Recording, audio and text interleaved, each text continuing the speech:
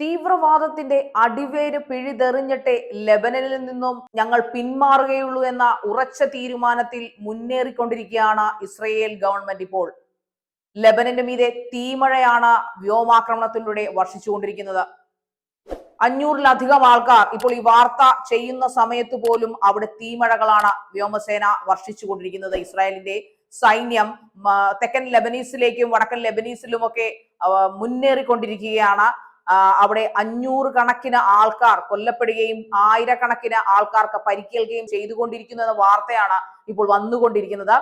ലോകം മുഴുവനും നിരായുധരായ പാവപ്പെട്ട ജനങ്ങളുടെ മീതെ ഇസ്രയേൽ ക്രൂരത കാണിക്കുമെന്ന് പറയുമ്പോഴും ഒരു സത്യം നമുക്ക് ഒരിക്കലും കണ്ണടച്ച് ഇരുട്ടാക്കാനാവില്ല എന്നത് ഇവിടെ പറയട്ടെ. ലെബനീസ് എന്ന രാജ്യത്ത് കുറച്ച് ദിവസങ്ങൾക്ക് മുമ്പ് കുറേയധികം ചിത്രങ്ങൾ സോഷ്യൽ മീഡിയയിൽ വ്യാപകമായിരുന്നു. ഇതിനു മുമ്പും ആരോപണം ഇസ്രയേൽ രാജ്യം ലെബനീസിനെതിരെ ഉന്നയിച്ചിരുന്നതാണ്. ഹിസ്ബുള്ള എന്ന തീവ്രവാദ സംഘടന ലെബനീസ് എന്ന രാജ്യത്തെ കവചമാക്കി വെച്ചുകൊണ്ട് ഇസ്രയേലിനെതിരെ യുദ്ധം ചെയ്യുകയെന്ന് പലതവണ ഇസ്രയേൽ പറഞ്ഞു മുന്നറിയിപ്പ് കൊടുത്തിരുന്നു. അതിന്റെ ഏറ്റവും വലിയ ജീവിക്കുന്ന തെളിവുകളായിട്ടാണ് ഇസ്രയേലിന്റെ ബോംബാക്രമണത്തിന് ശേഷം സൈന്യം പുറത്തുവിട്ട കുറേയധികം ചിത്രങ്ങൾ. പല വീടുകളിലും ലെബനീസിന്റെ പല വീടുകളിലെയും വീടിന് മുകളിലെ മച്ചിൻപുറങ്ങളിലും വീടിന് മുകളിലെ തട്ടിൻപുറത്തും ഒക്കെ റോക്കറ്റുകളാണ്. നമ്മുടെ വീട്ടിലെ തട്ടിൻപുറത്തെല്ലാം പഴയ കളിപ്പാട്ടങ്ങളും എലിയും പഴയ തേങ്ങയും ഒക്കെ അല്ലെങ്കിൽ പഴയ പുസ്തകങ്ങളും ഒക്കെ ആയിരിക്കാം നമ്മുടെ വീട്ടിലെ തട്ടിൻപുറത്ത്. എന്നാൽ ലെബനീസ് വീടുകളുടെ തട്ടിൻപുറത്ത് റോക്കറ്റും അതുപോലുള്ള മാരക ആയുധങ്ങളുമാണ്.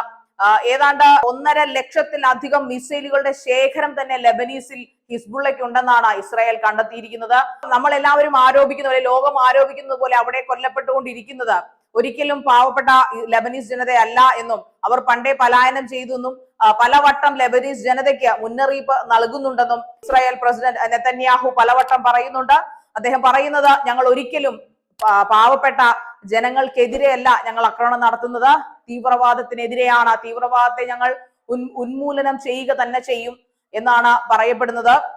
ലെബനൻ എന്ന രാജ്യത്തിന് പണ്ടേ ഒരു ചരിത്രമുണ്ട്. അതൊരിക്കലും ഒരു ഇസ്ലാമിക രാഷ്ട്രമായിരുന്നില്ല, അത് ഒരു ക്രിസ്തീയ ഭൂരിപക്ഷമുള്ള രാഷ്ട്രമായിരുന്നു. എന്നാൽ ഹിസ്ബുള്ള തീവ്രവാദികളുടെ ചരിത്രം പരിശോധിക്കുമ്പോഴാണ് നമ്മൾ മൂക്കത്ത് വിരൽ വെച്ച് പോകുന്നത്. വേറൊന്നുമല്ല, ഏറ്റവും കുറഞ്ഞ ഭൂരിപക്ഷത്തിൽ ഏറ്റവും മൈനോറിറ്റി ആയിരുന്ന ഷിയ മുസ്ലിം വംശജർ ക്രിയേറ്റ് ചെയ്ത ഒരു സംഘടനയാണ് ഈ ഹിസ്ബുള്ള എന്ന് പറയുന്നത്. അവര് പിന്നീട് അവിടുത്തെ 60% വരെ മെമ്പർഷിപ്പ് ഉള്ള അല്ലെങ്കിൽ ഒരു പാർലമെന്ററി ഇതായിട്ട് മാറിയത് അല്ലെങ്കിൽ അങ്ങനെ ഒരു മെമ്പേഴ്സായി മാറുന്നത് പിന്നീടുള്ള ചരിത്രമാണ്. പക്ഷെ ഇതൊന്നും ഒരിക്കലും അവിടുത്തെ ജനതയുടെ ഇഷ്ടത്തോടെയോ സമ്മതത്തോടെയോ ആയിരുന്നില്ല.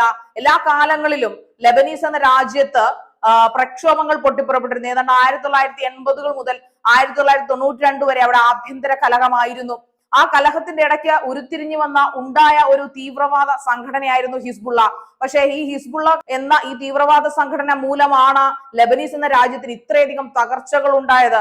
ഒരിക്കലും ആ രാജ്യത്തുള്ള ആൾക്കാരെല്ലാം മരിച്ചതിൽ ഈ പേജർ ആക്രമണത്തിലായാലും അല്ലെങ്കിൽ ഷെല്ലാക്രമണത്തിലായാലും പറയുന്ന എന്ത് റോക്കറ്റ് ആക്രമണത്തിലായാലും മരണപ്പെട്ടിട്ടുള്ളത് അല്ലെങ്കിൽ കൊല്ലപ്പെട്ടിട്ടുള്ളത് ഹിസ്ബുള്ളയിൽ പങ്കെടുക്കുന്ന അല്ലെങ്കിൽ ഹിസ്ബുള്ള തീവ്രവാദികളാണ് ഭൂരിഭാഗം പേരും. പക്ഷെ നിർഭാഗ്യവശാൽ ആ രാജ്യത്തുള്ള ചില നിരായുധരായ അല്ലെങ്കിൽ സാധുക്കളായ ജനതയും പെട്ടുപോയിട്ടുണ്ടാകാം എന്ന് പറയപ്പെടുന്നുണ്ട്.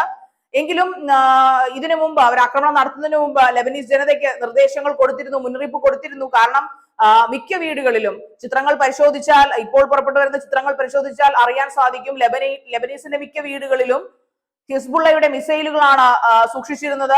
അതോടൊപ്പം തന്നെ ആയുധത്തിന്റെ വൻ ശേഖരവും അവിടെ ഉണ്ടെന്നാണ് ഇസ്രയേൽ സൈന്യം പറയുന്നത്.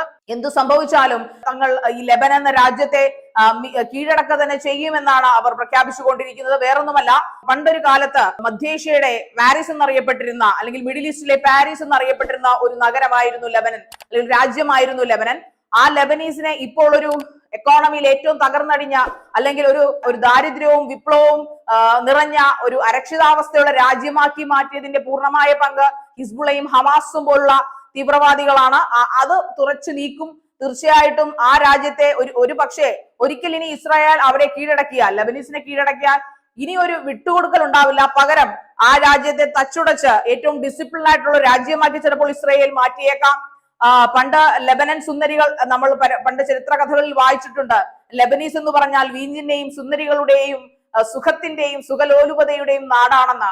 ആ നാടിന്റെ നല്ല നാളുകളിലേക്ക് ഒരു പക്ഷേ ചിലപ്പോൾ ഇസ്രായേൽ ഒരു പക്ഷേ ലെബനനെ തിരിച്ചു കൊണ്ടുവരാം എന്ന് നമുക്ക് പ്രത്യാശിക്കാം.